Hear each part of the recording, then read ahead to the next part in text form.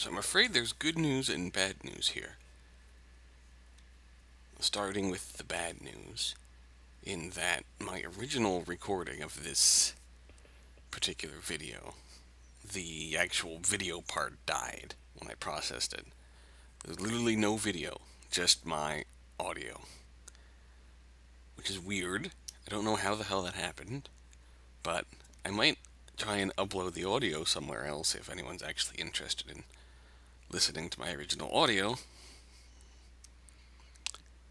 The good news is it's been a while since I've touched Steins Gate, so we're going to go through this section once again. Once the door slams open, 5 men burst into the lab. Their movements are swift and sure, professional, and each of them is carrying a gun. They spread out just inside the door and aim their weapons at us. It all happens so fast, no one has time to scream. The men are foreigners, a mix of races, dressed casually in colorful shirts and shorts or jeans. Their arms are thick with muscle, and their eyes are hard and cold as ice. 2 of them are holding pistols, the other 3 have assault rifles. AK-47s and Akiba? Is this some kind of joke? One thing is certain, these guys aren't tourists. Oh, I just taken my AK-47 out for a walk, why not? The dark-skinned, crew-cut man barks an order. It feels like I'm dreaming. Did I fall asleep watching an action movie? This is the first time so many people have gathered in this room. Suddenly the lab feels small. What an odd thing to be thinking at a time like this. The first to obey is Daru. Then Kurisu raises her hands. Then me. Last is Mayuri. Silence. Time seems to grind to a halt. The men say nothing, but their guns remain steady, muzzles pointed at us. On the TV, a comedian laughs. What is this? Are we on candid camera? Is this a killing joke? Then I hear a new sound coming from outside. The sound of high heels. A woman is coming up the stairs. Are these men waiting for her? Is she their leader? A squad of battle-hardened commandos led by a beautiful woman. It's like something out of a manga. Nothing seems real. Before long, the woman appears.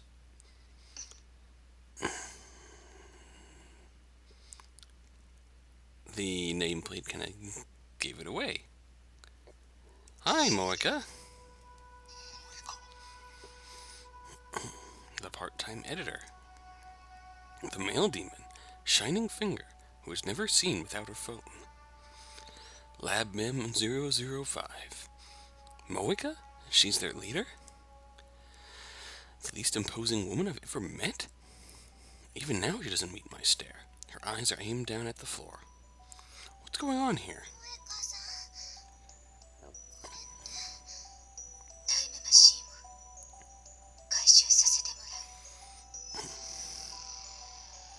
As always, her words are barely audible. It's ridiculous. Laughable. And yet I can't laugh. My heart is a jackhammer in my chest. The inside of my mouth is drier than a desert. I stay still, with my hands in the air.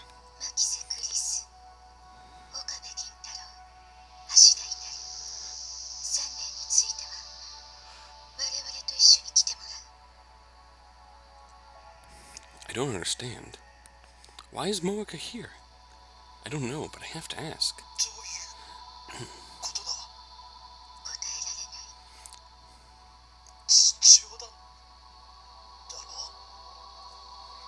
Moika shakes her head.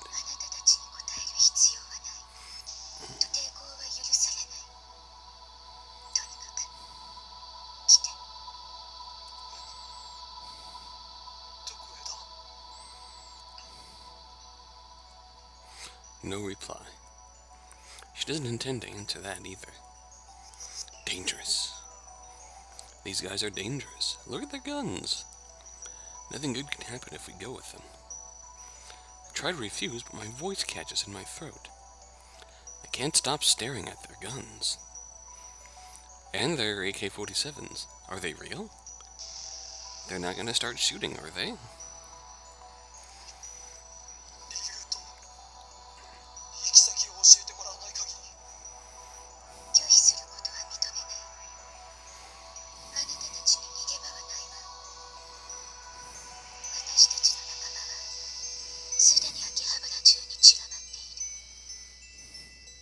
Wait. Something clicks in my head. It was them. They sent the bomb threat. They stopped the trains. Why? To keep us here? Just for that?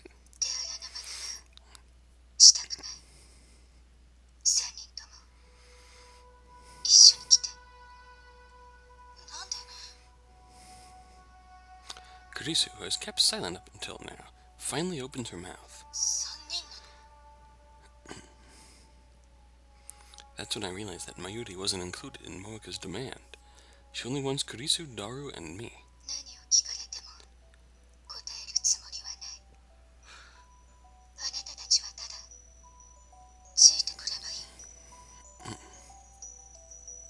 We're not getting anywhere. Daru's voice is shaking. I turn my head to look at him. He's deathly pale.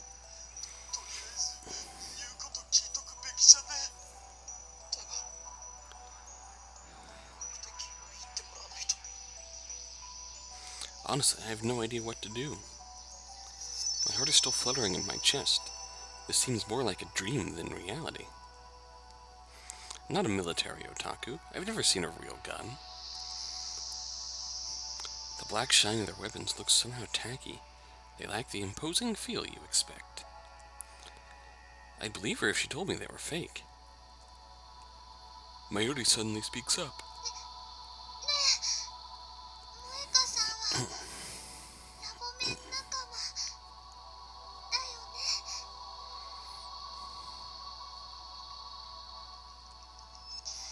It's as if Mayuri asked my question for me.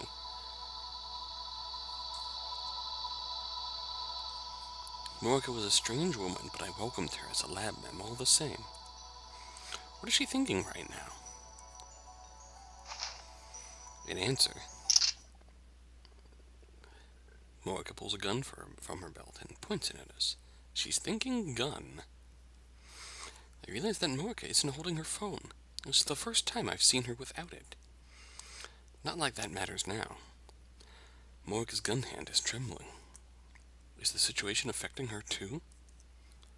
It must be. She's terrified of talking to people.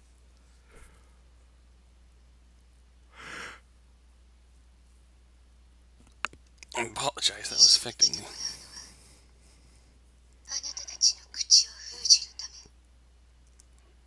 Silence us.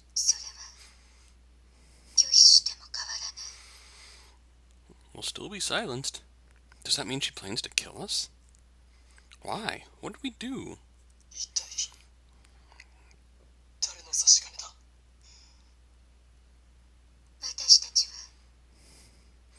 Moeka suddenly lifts her head. For perhaps the third time since I've known her, she looks straight at me. Her eyes are dark and empty. Yep. CERN.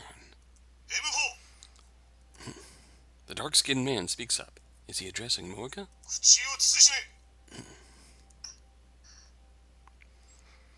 Moeka hangs her head again. In my head, I replay the words she just spoke. CERN. They're from CERN? Why CERN? Of course, who else could it be?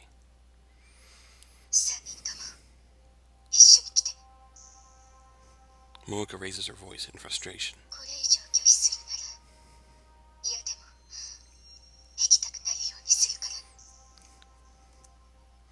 Moeka slowly raises her gun. She points the muzzle at Mayuri. Mayuri. My whole body instantly goes cold.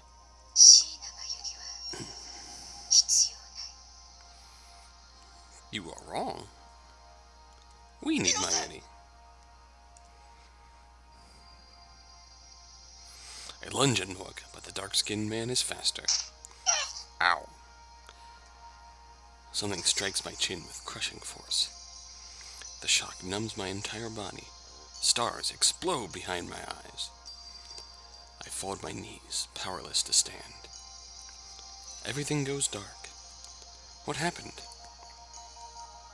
Did he hit me with the butt of his rifle? I look up. Mayuri, face streaked with tears, is reaching out to me as if begging for help. Over her shoulder, I see Moeka ready her gun. I try to yell stop, but my voice catches in my throat. Nothing comes out but a pitiful wheeze. Someone, anyone, please, stop her. Stop Moeka. Moeka's lips move. She's mumbling something.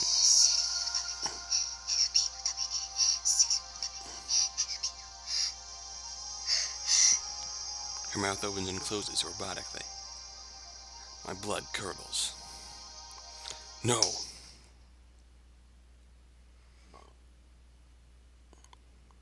Mayuri. A sharp, dry crack splits the air. Time slows to a crawl. Moeka pulled the trigger. Blood spurts from Mayuri's forehead. It splashes across my face, wet and warm. Her delicate, frail body falls toward me. I catch her. Her body is limp, like a puppet with no strings. Her head and arms dangle lifelessly. The smell of gunpowder fills my nose. And then the smell of blood.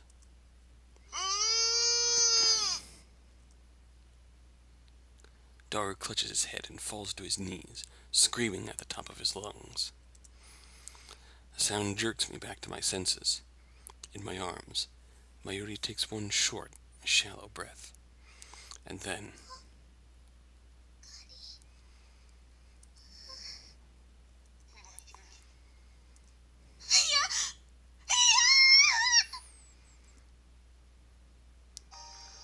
she's dead. Mayuri's dead. Her face is covered in blood.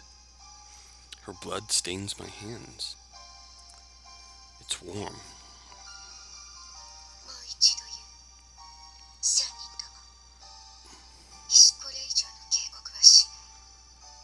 Was this a warning?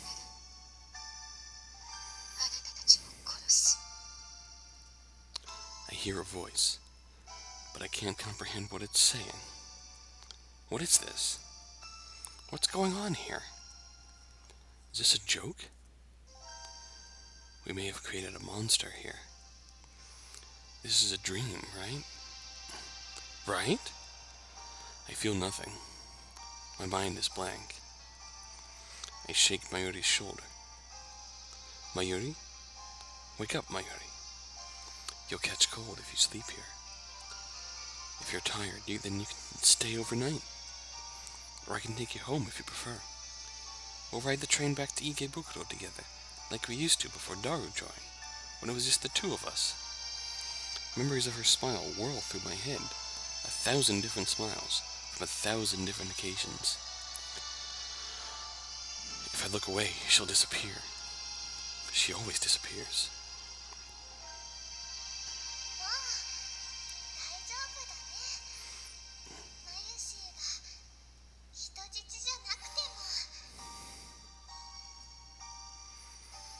Why'd you have to go and set a death flag? No, Mayuri, I still need you. Laugh for me. Like you always do. Greet me with your silly toot-doo-doo. Tell me it's a lie. Tell me you're alright. Mayuri?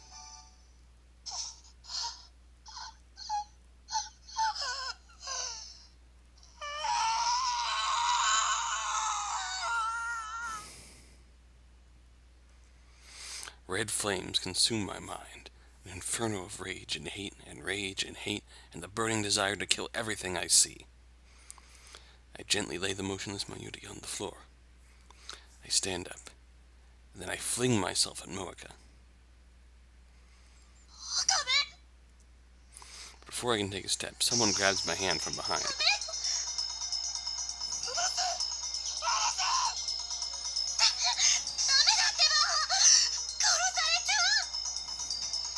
Moeka's gun is aimed at my head. Her finger is already on the trigger.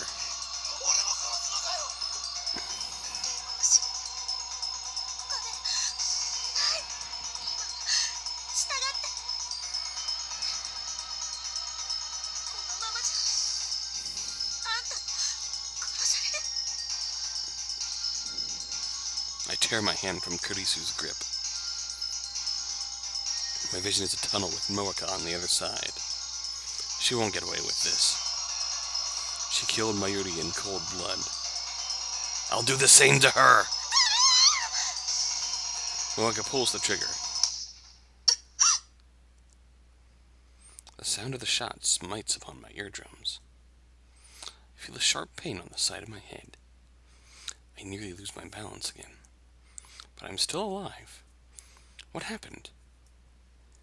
I realize that Moeka's gun is lying at her feet. Beside it is a small stone. Someone must have thrown it and knocked her gun aside. That voice. Here comes our part-time warrior. Suddenly Suzuha is there in the doorway, knocking one man down in the blink of an eye. Before anyone can react, she darts into another man's range and delivers a piercing elbow strike to his solar plexus. The man drops to his knees, gasping for air. The remaining men turn their guns on her, but she throws the incapacitated man toward them to block their aim. She then slides into the feet of the man in the rear, tripping him forward, and in a single smooth, flowing motion, drives her knee into that man's face as he falls.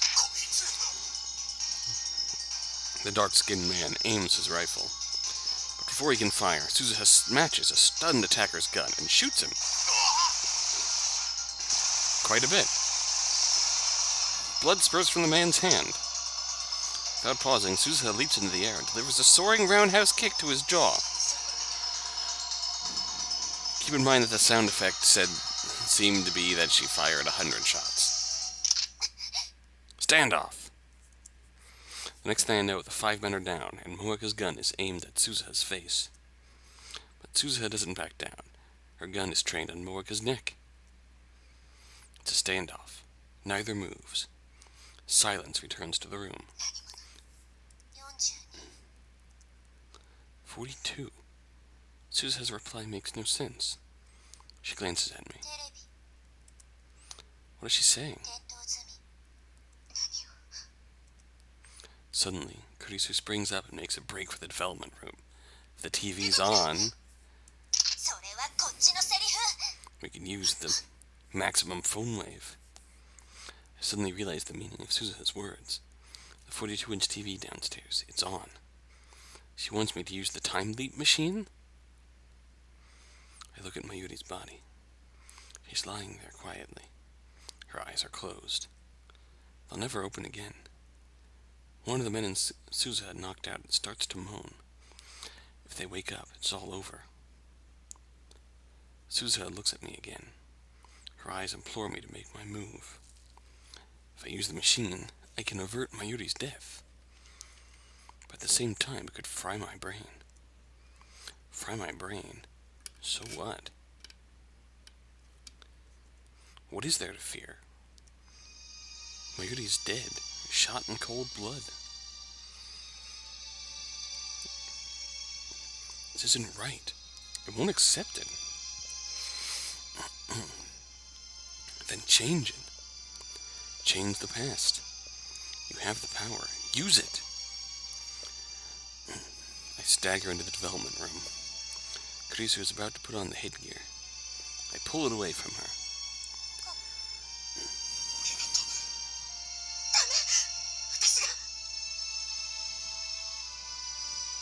I grab Kurisu's wrist as she tries to take it back. I stare into her eyes wet with tears.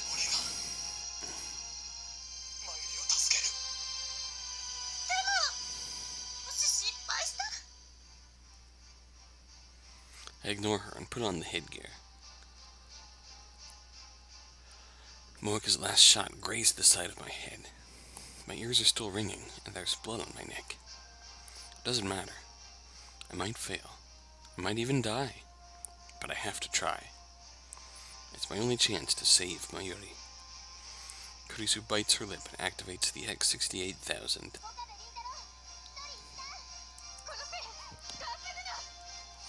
That's the most emotive that we've ever heard, Moeka. The Kukat man staggers into the development room. Acting purely on instinct, I grab Future Gadget number 4, Mode Snake, from the shelf and flick the switch. White smoke instantly fills the room, rendering it impossible to see.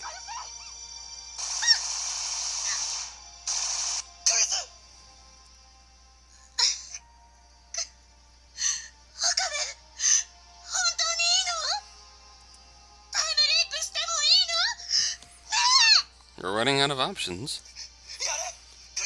We're severely running out of options. Pain flares into my right arm. Was I shot? Doesn't matter. I see blue-white light shining through the smoke. The discharge is starting. The light rapidly grows brighter. The floor begins to shake. The singularity is open. I crouch down, holding the headset steady with one hand.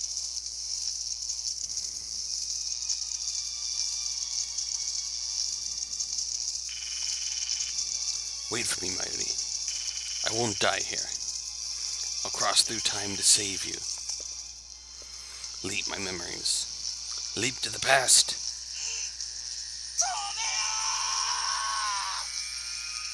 The world explodes into light.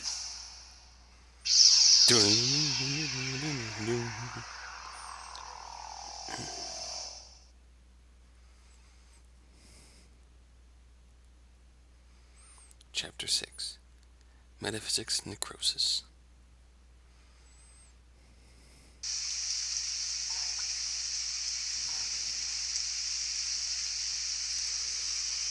No matter how many times I call her name, Mayuri doesn't answer.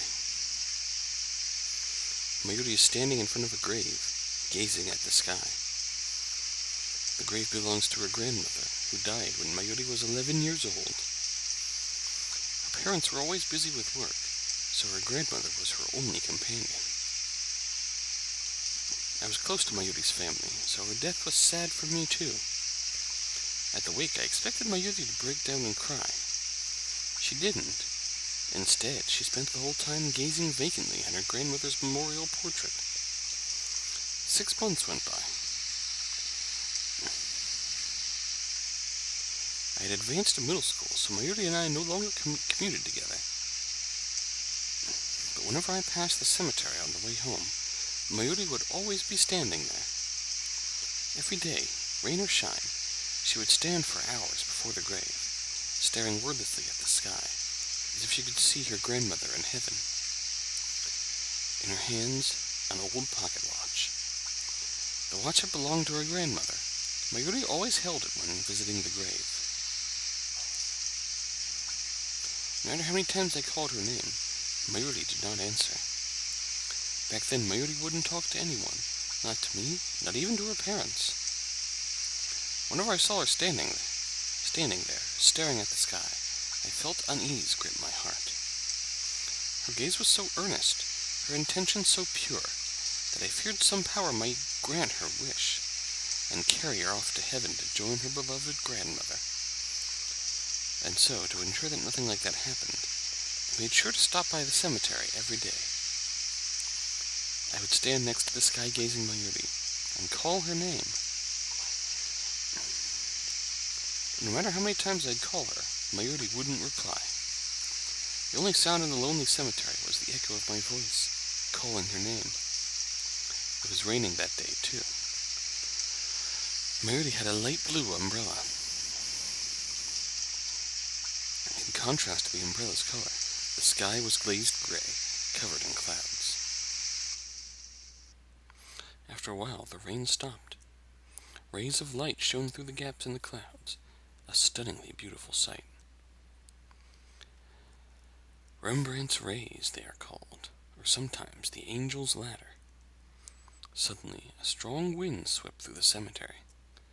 It caught Mayuri's umbrella and carried it into the sky. A reaction. Mayuri seemed not to notice. She kept staring at the sky. And then slowly, so very slowly, she stretched her hand out to the sky, as if to grasp the rays of light, as if her grandmother were reaching down to pull her up. And then she lifted herself onto her toes. To me, it looked as if she were floating up toward heaven. Impulsively, I grabbed Mayuri's outstretched hand and pulled her into my embrace. In retrospect, my fears were just a childish fantasy, but at the time I truly believed Mayuri might vanish.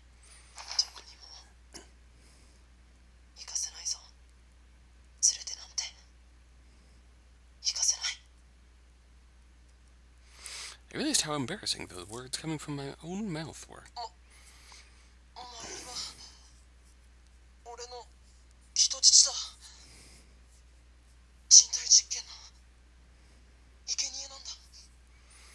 And thus was the birth of Hoyon Kyoma. It was the first excuse that came to mind. Before her grandmother died, Mayuri and I were fans of a popular TV series about costumed heroes battling evil. I particularly admired the villain, a mad scientist. I even got pretty good at mimicking his lines. Now I was doing it to hide my embarrassment. I could feel my face growing red, but I kept up the mad scientist act all the same. If nothing else, it was better than admitting my insecurities.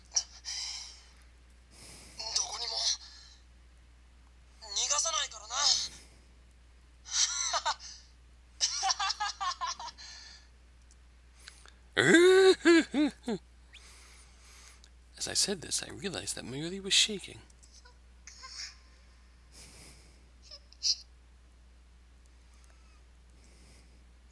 She whispered. It was the first time in 6 months that I had heard her speak. Her voice was choked with tears.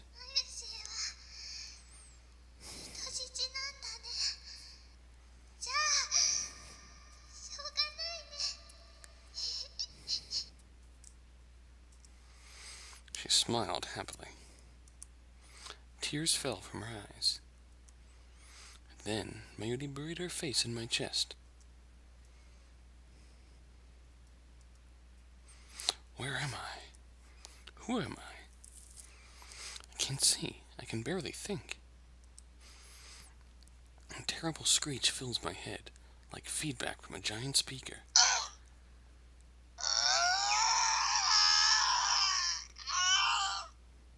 Memory override proceeding.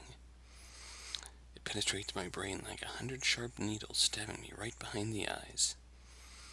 I thought brains weren't supposed to feel pain.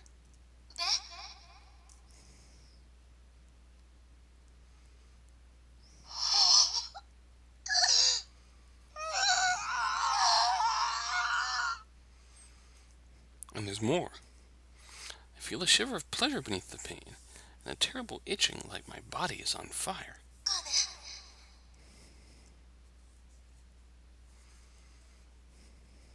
I want to crack open my skull and tear out my brain.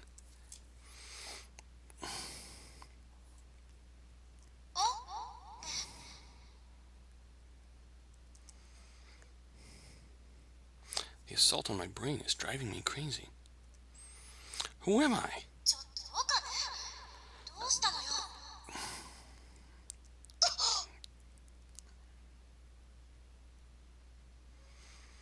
Suddenly the shattered pieces of the world reform.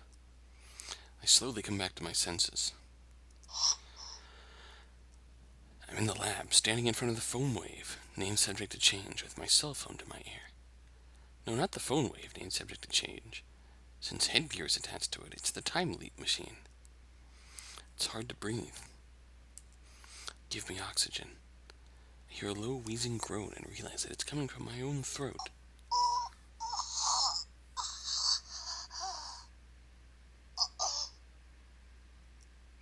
I close my mouth, then take a deep breath.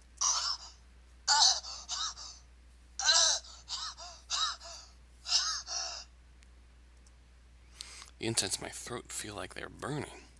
I resist the urge to cough and continue filling my lungs with air. I notice that I'm drenched in sweat.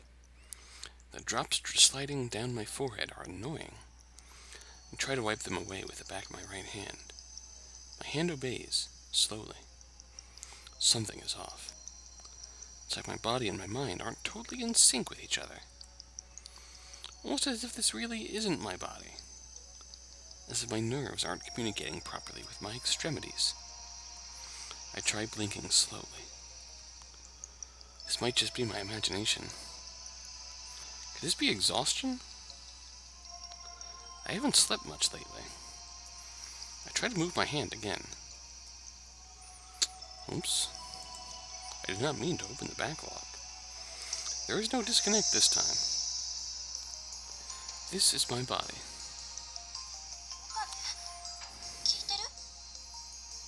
A familiar voice. I turn around slowly. Kurisu is there. She stares at me, perplexed.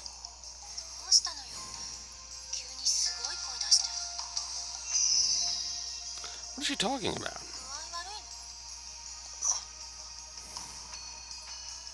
I try answering, but my voice doesn't work too well.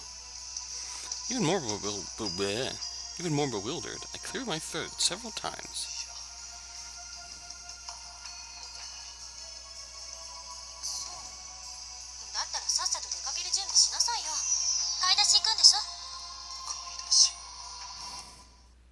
For what? I search my memories. The moment I do, images appear in my mind like a string of exploding light bulbs.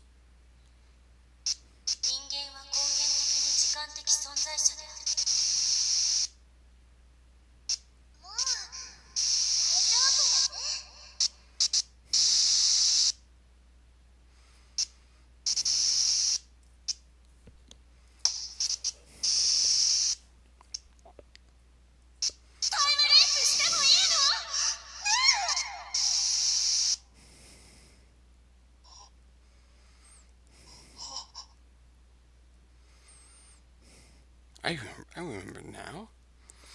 I used the time leap machine.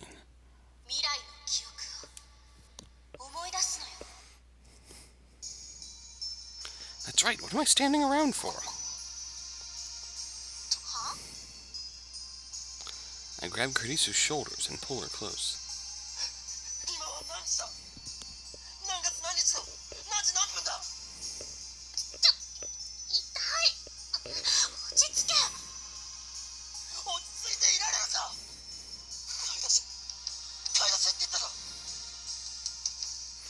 Which shopping trip is she talking about?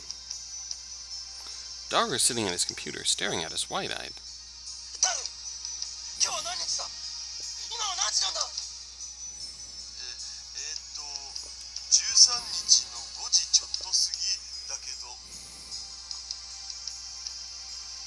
The 13th, a little past 5.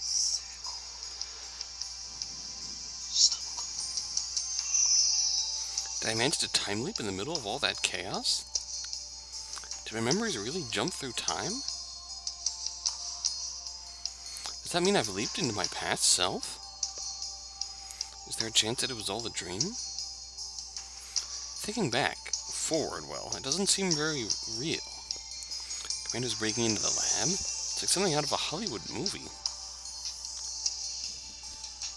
The sight of Mayuri, broken and bloody, is burned into my eyes. I remember the smell of the blood, the sound of the gunshot, the weight of the headgear on my head, the pain of the bullet tearing through my arm, Kurisu screaming, Suzuha fighting to defend us. I remember it all vividly. I touched my arm. No bullet holes, no pain even. Was it all a dream? I don't know. I've never time-leapt before. I can only hope that it was a dream. A future like that is too much to bear. I recall Mayuri's last moments and my eyes filled with tears. I forced the tide of emotions back.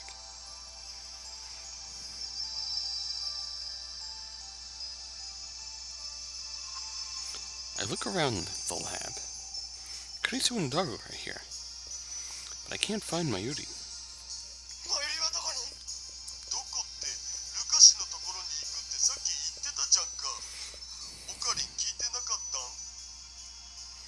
That's right, Mayuri went to beg Lukiko to wear her costume. She won't return until it's time for the party. What do I do? What do I believe? Was it a dream? Or was it real? If it was a dream, then I don't have to worry about anything.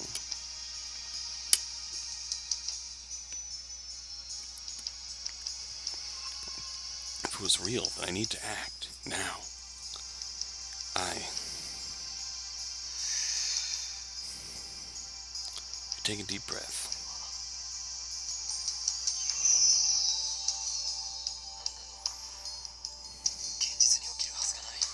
And I make a poor decision. It was a nightmare brought on by anxiety. That's all. There's no other logical explanation. I desperately persuade myself that it's so. Little do I know that I will soon regret my foolishness. Kurisu goes shopping alone. I stay in the lab with Daru, waiting for Mayuri to return.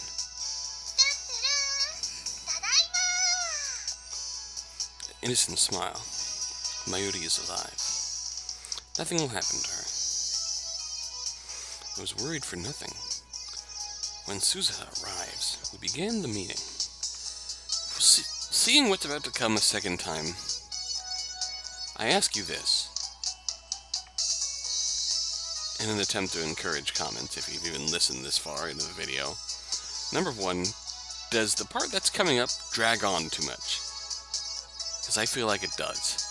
Number two,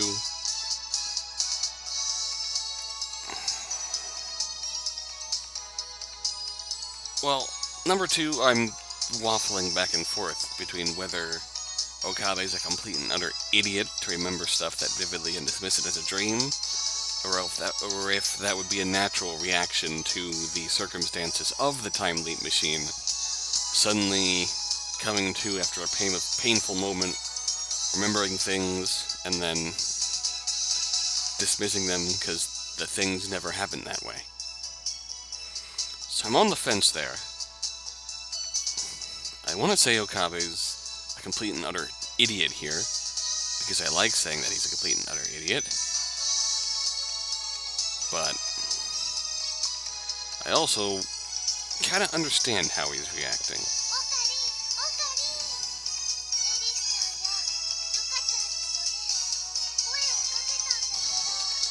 That's for the best. That's for the very best. So they don't die.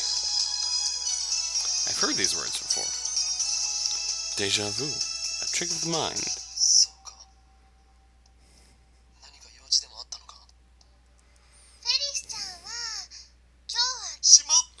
Oops. Right in the tournament.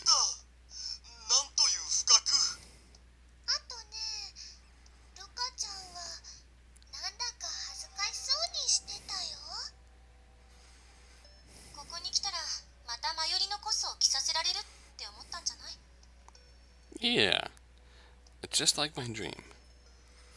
I never remembered a dream this vividly before. I remember every word that was spoken.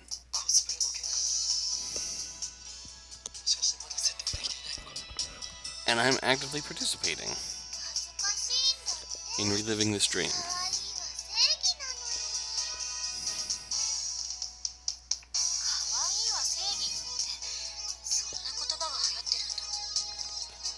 Is that what the hip kids are saying? Asks Makise Kurisu.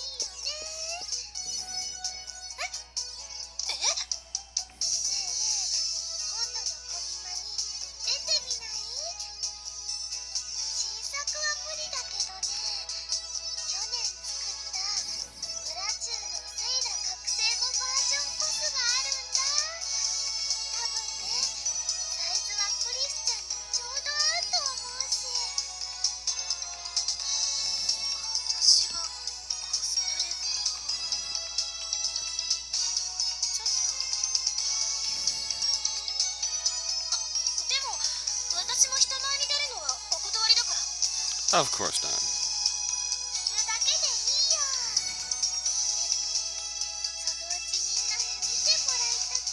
The cosplay demon compels you.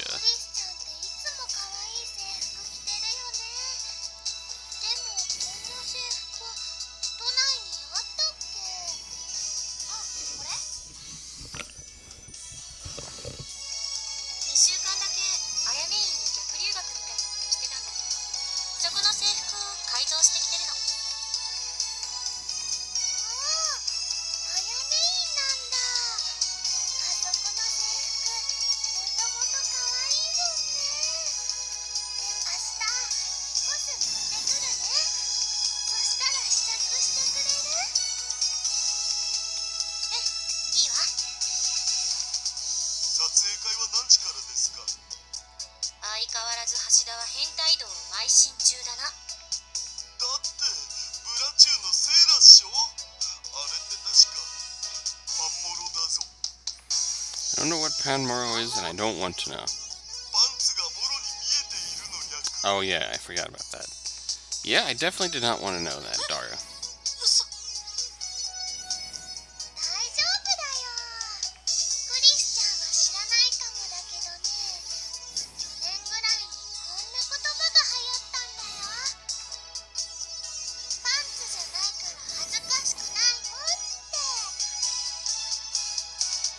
Huh? Japan is dead.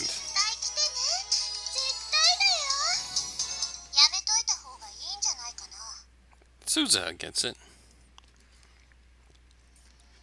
Suzuha speaks, her tone sharp. She's scowling at Kurisu again. Suddenly the atmosphere in the room changes. I remember this too. I feel like I'm losing my mind here.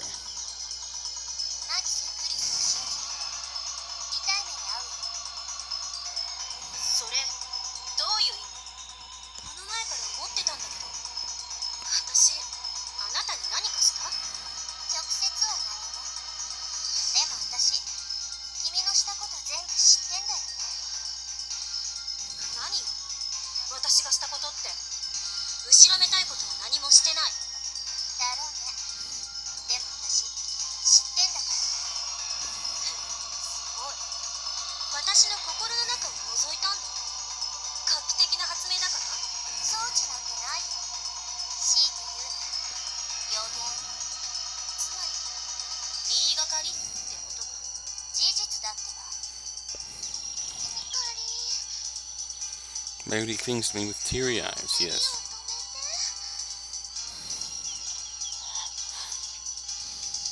Should I listen to Mayuri's plea, like I did in the dream? Knowing that I can't stop the fight, should I just let Mayuri handle it instead? I don't know, I can't move a muscle. Mayuri pouts, then goes over to the two girls.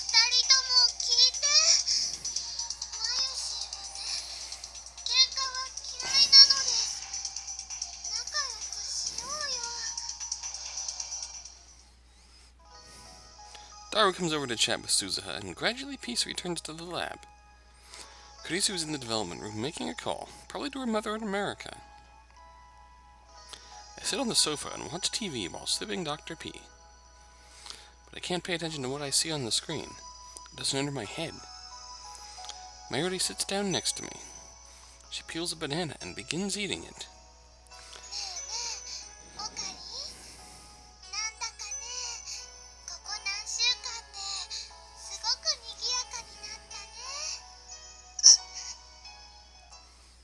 Stop it. Why are you saying the same things as in that terrible dream? It was a dream. It had to be a dream.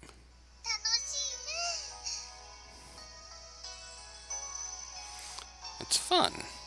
Mayuri smiles happily, not noticing my lack of a reply.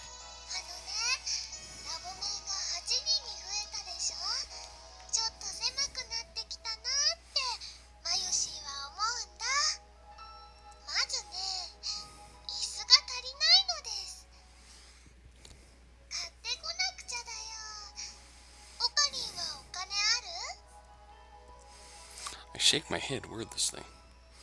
For some reason, I'm afraid to look Mayuri in the face.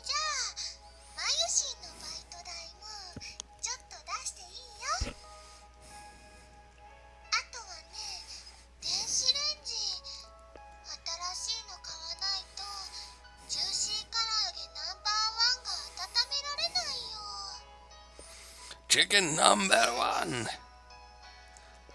カリ大丈夫？元気ないよ。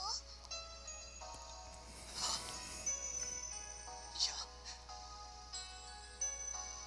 体調良くないのかな。だったらね、休まなきゃ。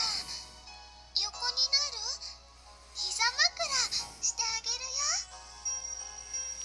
そんな恥ずかしいことを。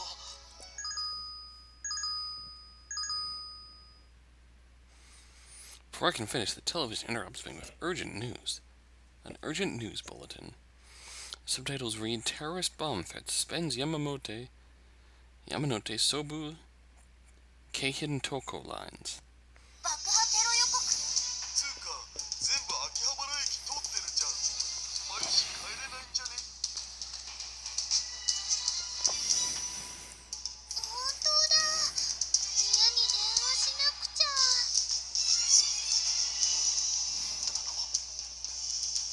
It's the same. Every last thing the same. オカベリ、一つ聞かせて。 It was a dream. タイムリープマシンは完成してるんだよね。 It had to be a dream. If it was a dream, then why? 聞いてる？タイムリープマシンは完成してるけど。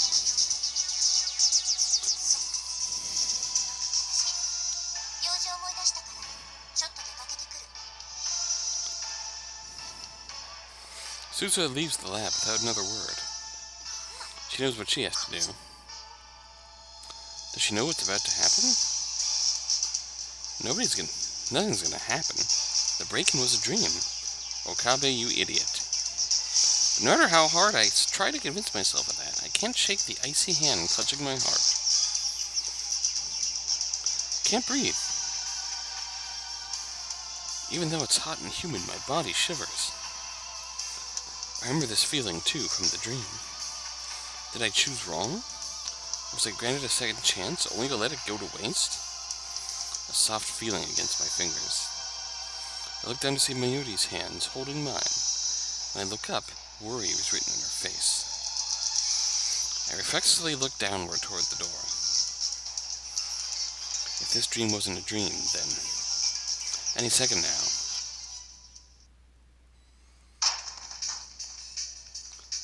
It happens exactly as I remember.